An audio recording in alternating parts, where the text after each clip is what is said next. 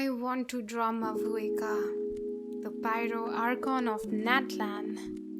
I really like her design, so I start by trying to find a lot of references. I'm one of those people who just hoards a lot of references. So I start with figuring out the basic composition for my artwork. To help with this, I always have a rough draft which I draw before I start any artwork. So I start with getting the basic shapes down while being zoomed out, and I make any adjustments I feel necessary at this point using the lasso and transform tool. I draw the rough version of the hair that I want, and I also sketch some of the few big character specific details at this point, and I proceed with a little bit more refinement of the sketching stage. I am not particularly very good at side profiles, as you can see. So here the references safely. I had collected a few references of the side profile, and let's just say I might still be trying to draw the side profile if it weren't for those references. Next, I start to refine my sketch, and in this part, I mainly just add more character specific details. And once I'm done with drawing these details, I start to clean up the sketch and I erase all the unwanted lines and take strokes just so I can better understand what's going on in my artwork, because ultimately I'll just be painting over everything. Basically, how I wanted to draw this composition is that I wanted to make Mavuika, the Pyro Archon, as a symbolism of fire, especially draw her hair all fiery. Now once I'm done with the sketching and cleaning up, now here comes the fun part: coloring. So in this part, I start off with filling in my silhouette. To do this, I use the lasso tool and the color fill tool to select the outline of my character, and I add a dark gray color to the background. I use a dark gray color because eventually I want a dark background. Then I start to fill in the flat colors. Now I do this by clipping new layers to my silhouette layer and filling in the characters' colors on separate layers, like a separate layer for the skin tone, separate layer for the clothes, separate layer for the hair, and etc. At this stage, I color fill using the lasso tool as well as plain old simple brush strokes.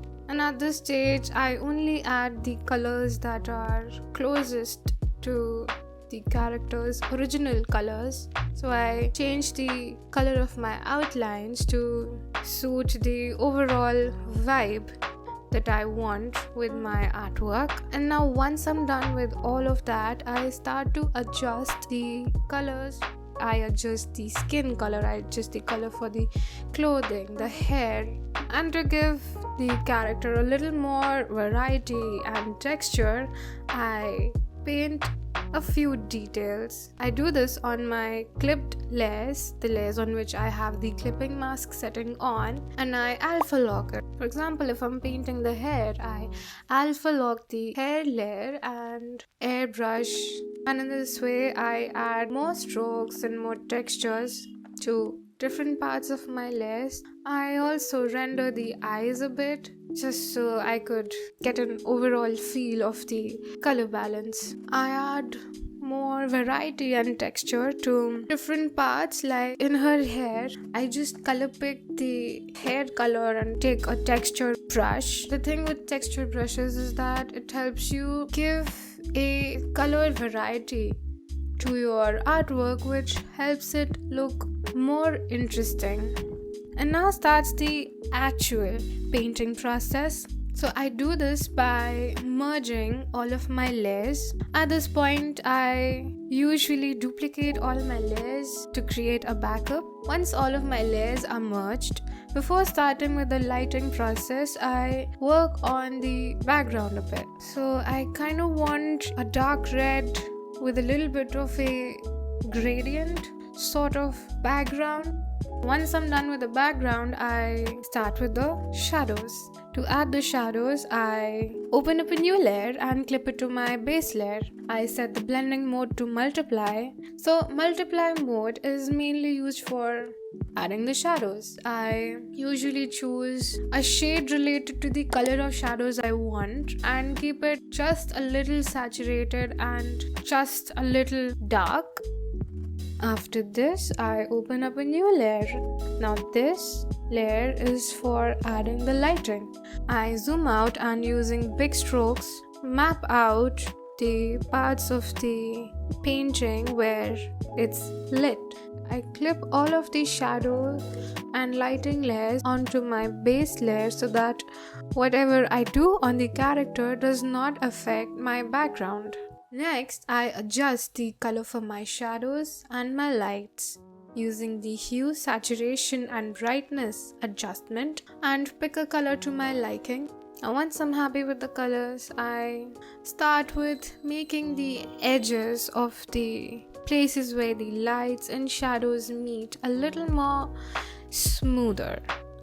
And I use lots of texture brushes in this stage to give a painterly feel, and I use the soft light and overlay blending modes and clip them to my base layer to capture the effect of light a little more. When the light touches the face and the hair, these parts are not completely opaque nor are they completely transparent. Some amount of light passes through them. So this is called light transmission, and to capture this I use these layer modes. And then I continue with making more adjustments.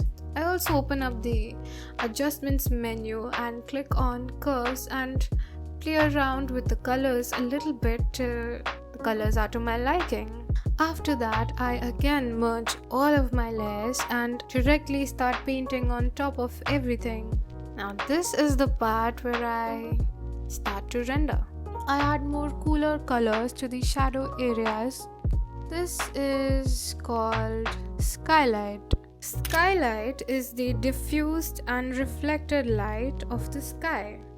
So it's basically added to those parts of the shadow areas which face upwards. And here comes the part that I like the most while making art: rendering.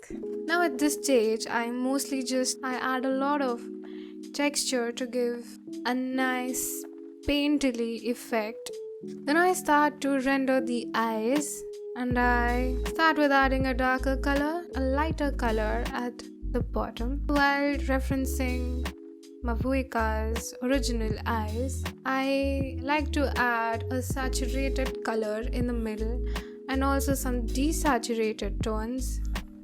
It's just a lot of color in the eyes. And then I also add the highlights to the eyes. For this artwork, I wanted to do some simple highlights. Next up, I paint the highlights. For the hair, I choose a cool color for the highlights, and to finish off the highlights, I use the chromatic aberration effect. Now in the rendering part, I focus on adding more color and variety to my artwork. I add some darker shadows as well as highlights wherever needed. So I work on the different parts one by one. I work on the hair and I add more texture and strands to the hair. I also like to put in a lot of stray strands to give it a more flowy feel. And it's basically a lot of painting and erasing. Basically, I just add a lot of hair to this artwork. I use rake brushes and a lot of textured brushes to make it look like hair strands. Next, I work on my background a bit, and after a few more finishing touches, background work and adjustments, the artwork is complete.